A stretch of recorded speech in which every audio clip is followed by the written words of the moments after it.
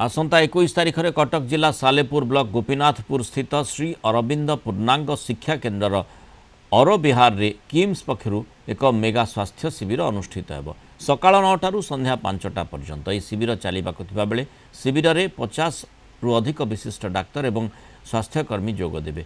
Medicine, शिशु रोग, चर्मरोग, शल्य चिकित्सा, स्त्री और प्रसूति चिकित्सा, न्यूरोलोजी, नेफ्रोलोजी भली 20 रु अधिक विभाग चिकित्सा परामर्श सहित मागणारे औषध बंटन करा।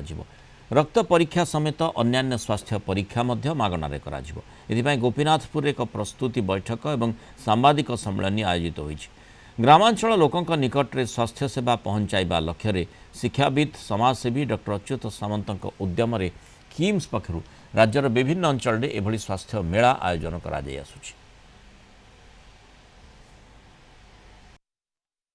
आगामी 21 तारिख दिन ये गोपीनाथपुर माटी रे किम्स हॉस्पिटल तरफ 20 रु ऊर्ध विभिन्न विभाग विशेषज्ञ माने योगदान करेंगे एवं विशाल स्वास्थ्य शिविर आयोजन करा जिवो।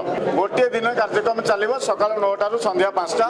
Medicine, surgery, orthopaedics, neurology, cardiology, endocrinology जेते विभाग अच्छी सबू विभाग वरिष्ठ विशेषज्ञ माने आसी योगदान करेंगे। आपण मानक अंचल में सेवा जोगाई देवे एवं ता सहित संपूर्ण निःशुल्क रक्त परीक्षा एवं औषध मागणार वितरण करा। प्रोफेसर डॉक्टर अच्युत सामंत सबुबले शिक्षा और स्वास्थ्य किभली भाव में गाँ गाँव में गाँ मुंडे पहुँची पार ध्यान दियंती। ये अनुष्ठान ओडिशा रे गोटे प्रथम अनुष्ठान खाली ओडिशा नुह सारा भारत में भी यार ना रही एवं ताकर कार्यक्रम अंतर्जातीय स्तर में सेटा ओडिशा की भारत में सीमित नुह।